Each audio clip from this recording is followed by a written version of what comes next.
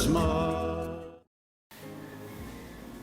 The fact that something makes sense does not mean that it is God's will. And the fact that something does not make sense does not mean that it is not God's will. Okay? So it's always playing around like that. So if something makes sense does not necessarily mean that it is God's will. It makes sense, it is logical, it is reasonable, therefore it makes sense.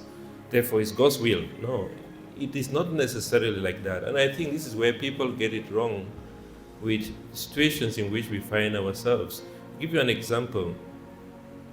When a young girl comes to you and then he says, Father, I was pregnant and I don't have the necessary finances.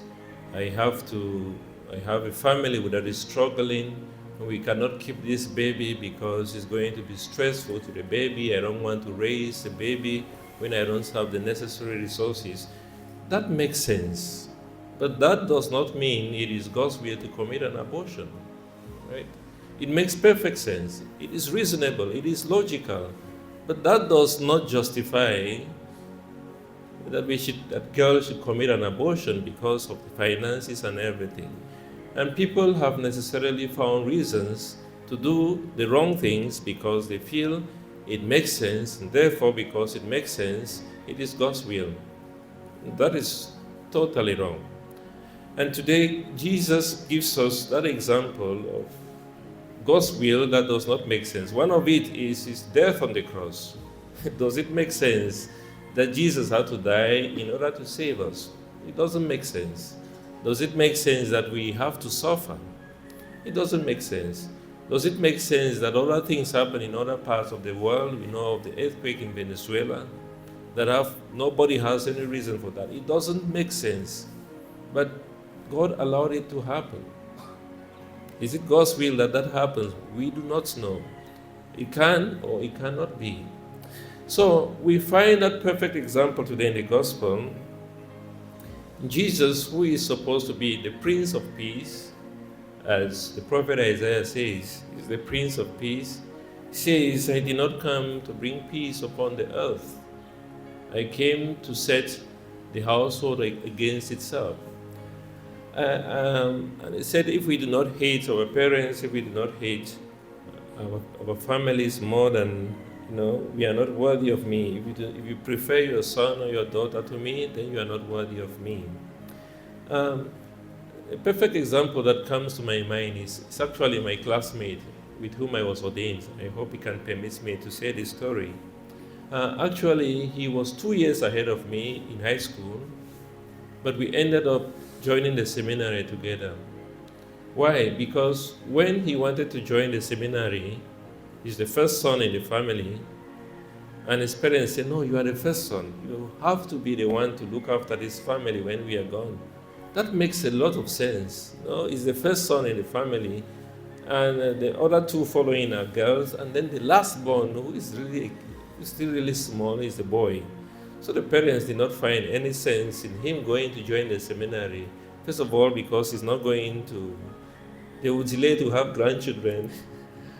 And then again, secondly, because he has to be the one, he's the first son, so he should take the inheritance and all that.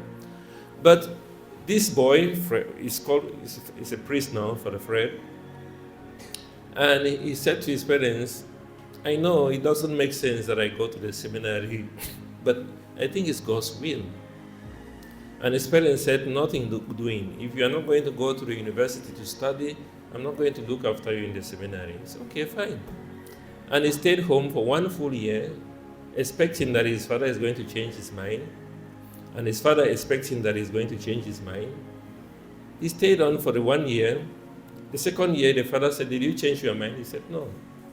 He stayed again for 2 more years. So he stayed for 2 years, and that is why we became classmates, because in the end, his father gave in to that. It didn't make sense that he joined the seminary, because he's the first son. It's true. But today he's a priest, doing well. And therefore, it might not have made sense at that time, but it is perfectly what God wanted him to do, to join the seminary. We find I've had situations of, for instance, families are really divided, and this gospel is really true to our days today.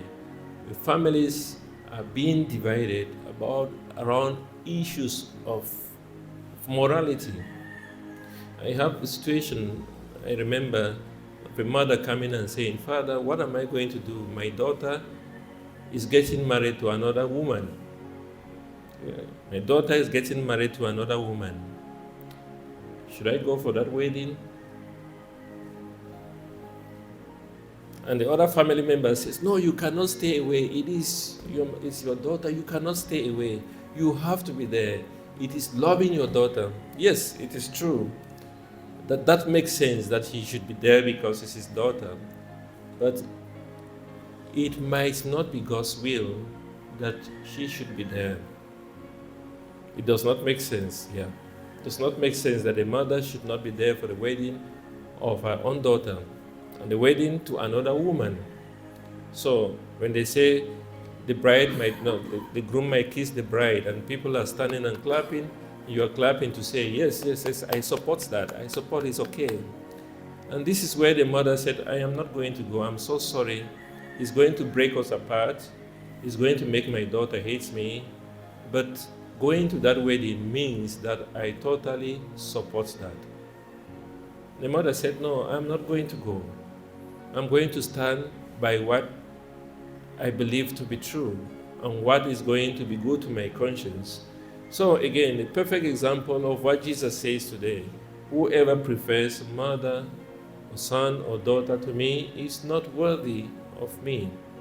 And you find families that are broken today because, "No, you have to come. You have to be one of us. You are the one breaking the family. Everybody is in support of this except you." And then the tendency is, "Okay, let me just join," because no. Morality does not go with majority. Not to say that everybody is for it, therefore it is right. It is never right. Even if there's just one person who is going to stand for the truth, if that person stands for the truth, it is the right thing. It is what God wants. It is the will of God. You remember the story of Lot in Sodom and Gomorrah. He was the only family that was saved there. Every other person was destroyed. And that is why, my dear friends, it is important to know that as Christians, we have to stand for the truth, even when it makes us unpopular. Even when everybody is going to reject us and say, "We do not make sense." No, it's beginning to break the family apart. He's too religious. No?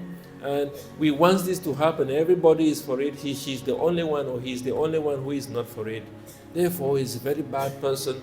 And you realize many people have been singled out of their families, have been considered the scapegoats, the black sheep. They do not really accept them because they stand for what is right. And Jesus says we must not be afraid to do that. Again, remember, I did not come to bring peace upon the earth, but division.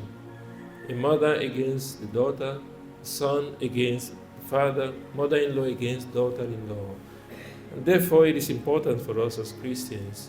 Remember, what is God's will? Is it just what makes logic? Is it just what is going to make me popular? Or is it what is true? And Jesus says, "I am the way, I am the truth, and the life." Therefore, we must keep our eyes focused on Him, His will, and His kingdom.